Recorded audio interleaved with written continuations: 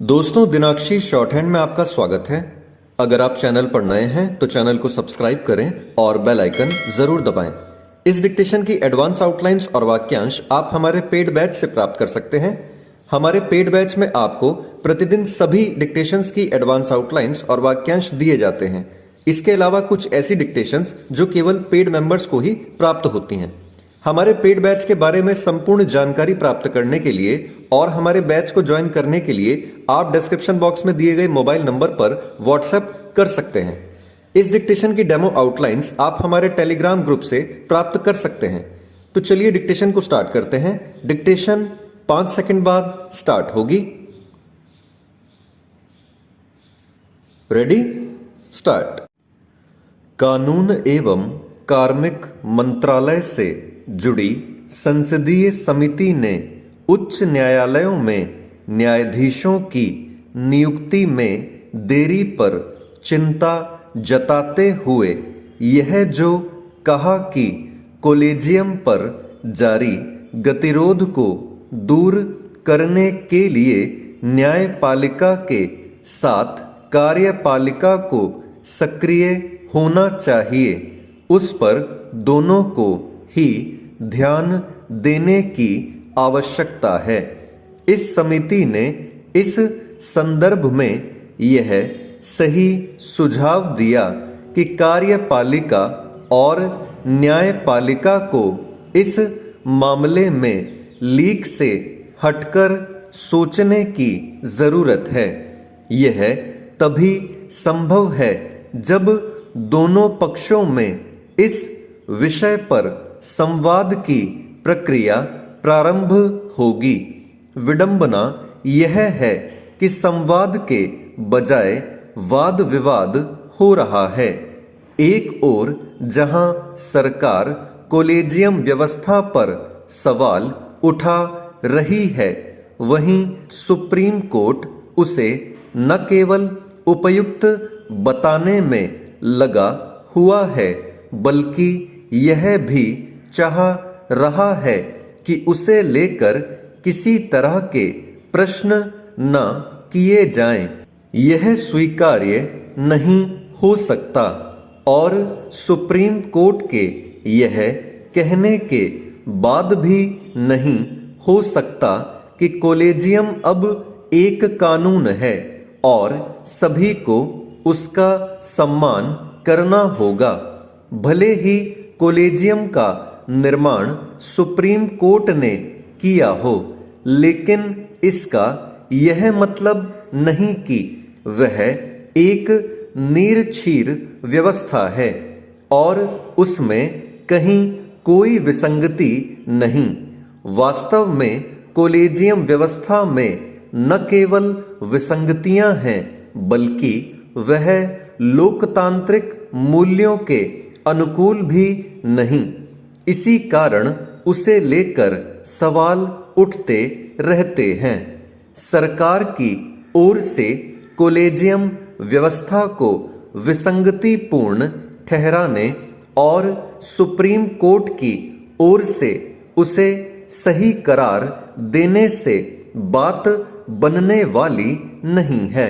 उचित यह होगा कि दोनों पक्ष इस पर विचार करें कि न्यायाधीशों की नियुक्ति की ऐसी कोई व्यवस्था कैसे बने जो न तो पूरी तौर पर कार्यपालिका से संचालित हो और न ही सुप्रीम कोर्ट से। यह व्यवस्था ऐसी होनी चाहिए जिससे उच्चतर न्यायपालिका के लिए यथासंभव योग्य एवं निष्पक्ष तरीके से कार्य करने वाले न्यायाधीशों की नियुक्ति संभव हो सके। न्यायिक नियुक्ति आयोग का गठन करके ऐसी ही व्यवस्था बनाने की कोशिश संविधान संशोधन विधेयक के जरिए की गई थी। सुप्रीम कोर्ट ने इस विधेयक को असंवैधानिक करार दिया। इसे लेकर आज भी सवाल उठते हैं और इसका कारण यह है कि सुप्रीम कोर्ट ने न्यायिक नियुक्ति आयोग की खामियों को दूर करने की कोई पहल करने के बजाय उसे सिरे से खारिज कर दिया। इससे न्यायाधीशों की नियुक्ति का अधिकार उसके पास ही बना रहा। उचित यह होगा कि सुप्रीम कोर्ट यह समझे कि कॉलेजियम व्यवस्था में बदलाव की आवश्यकता है। यह व्यवस्था पारदर्शिता की भी मांग करती है।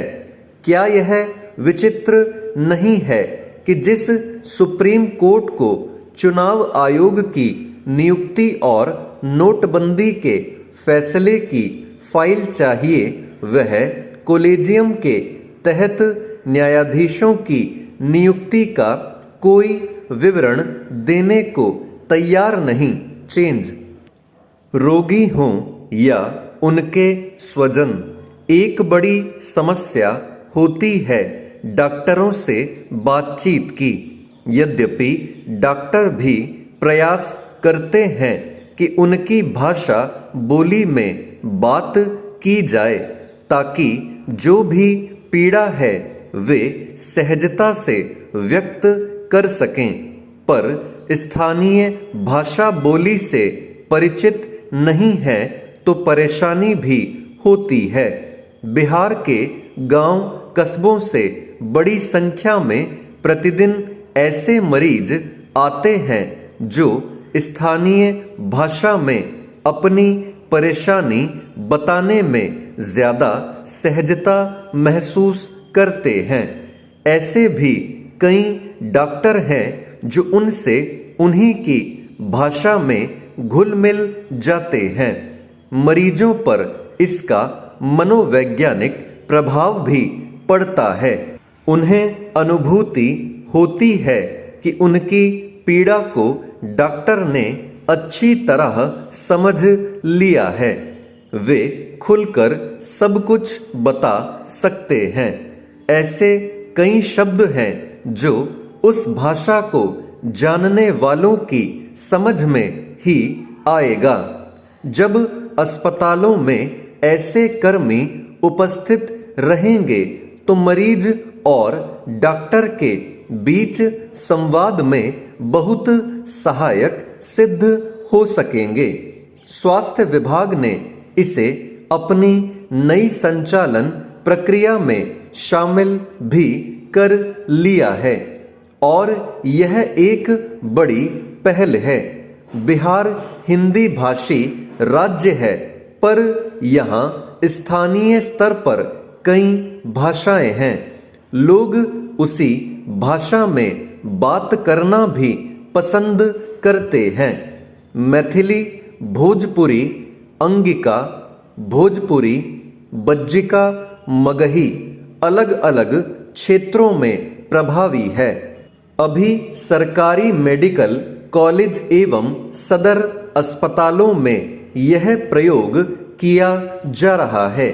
स्थानीय भाषा के जानकारों की नियुक्ति से निश्चित रूप से मरीजों और उनके स्वजनों, विशेष रूप से ग्रामीण क्षेत्र के लोगों को बहुत लाभ होगा।